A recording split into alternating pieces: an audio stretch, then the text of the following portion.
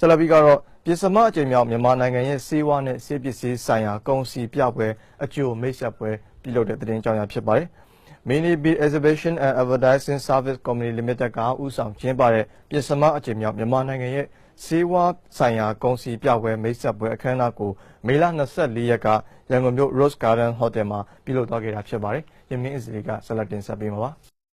ပြပွဲမိတ်ဆက်ပွဲအခမ်းအနားရဲ့ရည်ရွယ်ချက်ကတော့ဆေးပစ္စည်းလာရောက်ပြသသူများနဲ့လာရောက်လေ့လာသူတွေအတွက်အထူးကျတဲ့စီးပွားရေးလုပ်ငန်းအခွင့်အလမ်းတွေကိုမိတ်ဆက်ပေးမှာဖြစ်တယ်လို့မြန်မာနိုင်ငံရဲ့ဒေသခံကျန်းမာရေးဆောင်ရှောက်မှုနယ်ပယ်မှာပုံမနီးကပ်ပြီးအလားအလာကောင်းများရရှိနိုင်မှုအတွက်ရည်ရွယ်ကျင်းပတာဖြစ်တယ်လို့သိရပါတယ်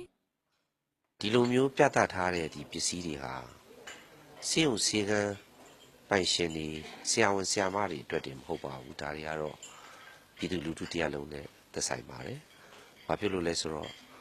ဒီလိုပြပွဲကြီးတွေမှာပြထားတဲ့ဒီပစ္စည်းတွေဟာနေ့တူကမိသားစုပေါ့နော်သုံးနေတဲ့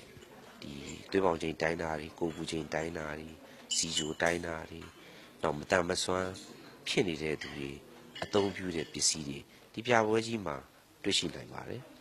မြန်မာနိုင်ငံရဲ့စေဝါဆိုင်ရာကုန်စည်ပြပွဲမှာလာရောက်ပြသမဲ့စေဝါပစ္စည်းများကတော့နိုင်ငံပေါင်း15နိုင်ငံမှဓာတ်ခွဲခန်းသုံးကိရိယာများနဲ့သွားဘက်ဆိုင်ရာဆက်ပစ္စည်းကိရိယာများပါဝင်တယ်လို့သိရပါတယ်။ပြီးခဲ့တဲ့2016ခုနှစ်ကပြသခဲ့တဲ့ပြပွဲမှာတရုတ်၊ဂျာမနီ၊မလေးရှား၊စင်ကာပူ၊တောင်ကိုရီးယား၊ထိုင်ဝမ်အစရှိတဲ့နိုင်ငံတွေကပြသသူ80ကျော်လာရောက်ပြသခဲ့လို့လည်းသိရပါတယ်။နိုင်ငံပေါင်း15နို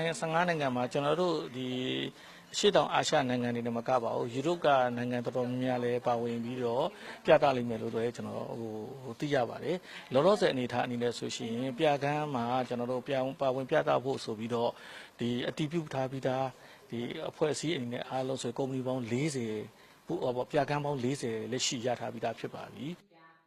ယခုလာရောက်ပြသမယ်ပြင်စမအကြိမ်မြောက်မြမစေဝါများဆိုင်ရာကုန်စည်ပြပွဲကိုမြမစေဝါနဲ့ဆေးဘက်ဆိုင်ရာပစ္စည်းကိရိယာလုပ်ငန်းရှင်များအသင်းနဲ့